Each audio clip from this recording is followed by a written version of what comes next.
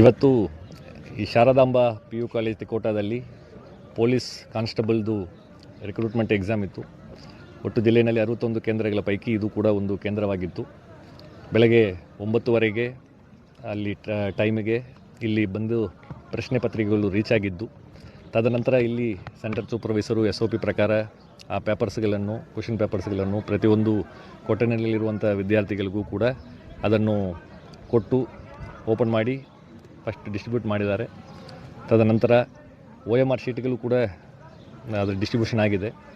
ಆ ಸಂದರ್ಭದಲ್ಲಿ ಕೆಲವು ವಿದ್ಯಾರ್ಥಿಗಳು ಅವರಿಗೆ ಕೊಟ್ಟಿರುವಂಥ OMR ಶೀಟ್ನಲ್ಲಿರುವಂಥ ನಂಬರು ಮತ್ತು ಪ್ರಶ್ನೆ ಪತ್ರಿಕೆಯಲ್ಲಿರುವಂಥ ನಂಬರು ಹೊಂದಾಣಿಕೆ ಆಗ್ತಾಯಿಲ್ಲ ಅನ್ನುವಂತಹ ಒಂದು ಕಾರಣ, ಅವರು ನಾವು ಪರೀಕ್ಷೆ ಬರೆಯಲ್ಲ, ಇದು ಒಂದಕ್ಕೊಂದು ತಾಳೆ ಆಗ್ತಾಯಿಲ್ಲ ಅಂತ ಹೇಳಿ ಕೆಲವು ಜನರು ಆ ಪ್ರಶ್ನೆ ಪತ್ರಿಕೆ ಎಲ್ಲ ಮಾಡಿ ಹೊರಗಡೆ ಬಂದುಬಿಟ್ರು.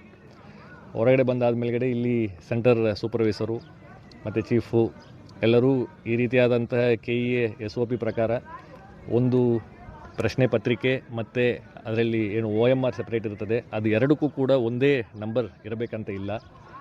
ಕ್ವಶನ್ ಏನು ಪೇಪರ್ ಇರ್ತದೆ ಅದರಲ್ಲಿ ಬೇರೆ ಬೇರೆ ವರ್ಷನ್ ಕೋಡ್ ಇರ್ತದೆ, A1 A2 A3 B1 B2 B3 ಅಂತ ಹೇಳಿ. ಆ ವರ್ಷನ್ ಕೋಡ್ ಆ ಪ್ರಶ್ನೆ ಪತ್ರಿಕೆಯಲ್ಲಿರುವಂಥದ್ದನ್ನು OMR ಶೀಟ್ನಲ್ಲಿ ನಮೂದು ಮಾಡಿಕೊಂಡು ಅವರು ಅಡ್ಮಿಟ್ ಕಾರ್ಡ್ನಲ್ಲಿರುವಂತಹ ರಿಜಿಸ್ಟ್ರೇಷನ್ ನಂಬರನ್ನು ಕೂಡ ಅವರು OMR ಶೀಟ್ನಲ್ಲಿ ನಮೂದು ಮಾಡಿಕೊಂಡು ಮುಂದುವರಿಸಬಹುದು. ಯಾವುದೇ ರೀತಿಯಾದಂಥ ಟ್ಯಾಗಿಂಗ್ ಆರ್ ಬೈಂಡಿಂಗ್ ಇಲ್ಲ ಕ್ವಶನ್ ಪೇಪರ್ಗೂ ಮತ್ತು OMR ಶೀಟ್ಗೆ ಅನ್ನುವಂತಹ ಮಾತನ್ನು ಹೇಳಿದ್ದಾರೆ. ಬೇರೆ ಬೇರೆ ಕಡೆಯೂ ಈ ರೀತಿಯಾದಂತಹ ಒಂದು ಗೊಂದಲ ಇದ್ದಾಗ ಅಲ್ಲಿರುವಂತಹ ಸೆಂಟರ್ ಸೂಪರ್ವೈಸರ್ಸ್ ಆ್ಯಂಡ್ ಚೀಫ್ಸ್ ಅದನ್ನು ಹೇಳಿದ ಮೇಲ್ಗಡೆ ವಿದ್ಯಾರ್ಥಿಗಳು ಮುಂದುವರಿಸಿಕೊಂಡು ಪರೀಕ್ಷೆಯನ್ನು ಬರೆದು ಸ್ಮೂತಾಗಿ ಕಂಪ್ಲೀಟ್ ಮಾಡಿದ್ದಾರೆ.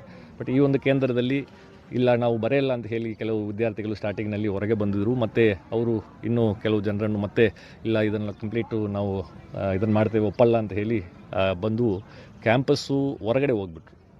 ಸೊ ಕ್ಯಾಂಪಸ್ಸು ಹೊರಗಡೆ ಹೋಗ್ಬಿಟ್ರು. ಆದಾಗ್ಯೂ ಇಲ್ಲಿ ಶಾಂತಿಯುತವಾಗಿ ಸುಮಾರು 117 ವಿದ್ಯಾರ್ಥಿಗಳಿಗಿಂತ ಹೆಚ್ಚಿಗೆ ವಿದ್ಯಾರ್ಥಿಗಳು ಆ ಪರೀಕ್ಷೆಯನ್ನು ಬರೆಸ್ಕೊಂಡು ಬಂದಿದ್ದಾರೆ.